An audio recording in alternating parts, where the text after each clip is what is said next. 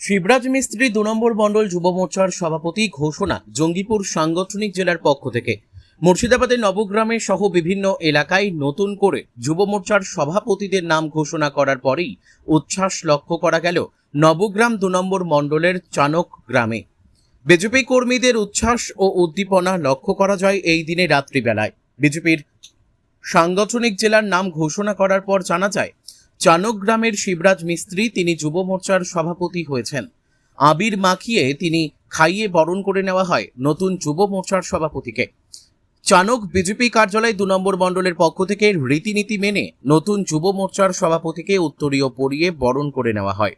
বুধবার রাত্রে বিজেপি কার্যালয়ে উপস্থিত ছিলেন ২ নম্বর মণ্ডলের মণ্ডল সভাপতি টোটন মিস্ত্রি, গ্রামের গ্রাম পঞ্চায়েতের সদস্য অপর্ণা প্রধান, বিজেপির বুথ সভাপতি রাজ্য ধর প্রধান, শিবরাজ মিস্ত্রি, যুব মোর্চার সভাপতি সহ বিজেপির কর্মী সমর্থকরা। মুর্শিদাবাদের নবগ্রাম থেকে জয়ন্ত রায়ের রিপোর্ট, বিগ নিউজ বাংলা। আগামী দিনের কর্মকাণ্ড কি থাকবে আপনার?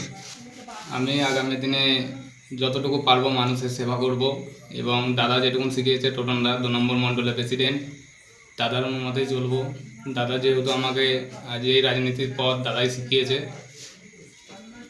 এইটুকুনি আমার বক্তব্য দিলাম। কতটা আনন্দ? অনেকটাই আনন্দ। কর্মীদের উচ্ছ্বাস কেমন ছিল? ভালো ছিল। এখন কি রকম আপনি প্রথমেই কি কাজ করবেন?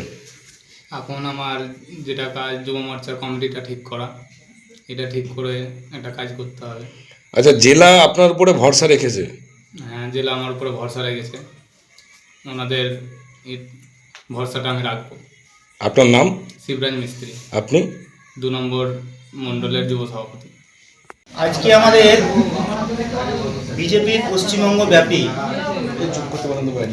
আমাদের যে বিধানসভার মণ্ডলে যে যুব মোর্চা সভাপতি ঘোষণা করলো তথা আমাদের জেলা জঙ্গিপুর সাংগঠনিক জেলা থেকে, সেখানে আমাদের মণ্ডলটির যুব সভাপতি ঘোষণা হয়েছেন পুনরায় সম্মানীয় শিবরাজ মিস্ত্রি মহাশয়।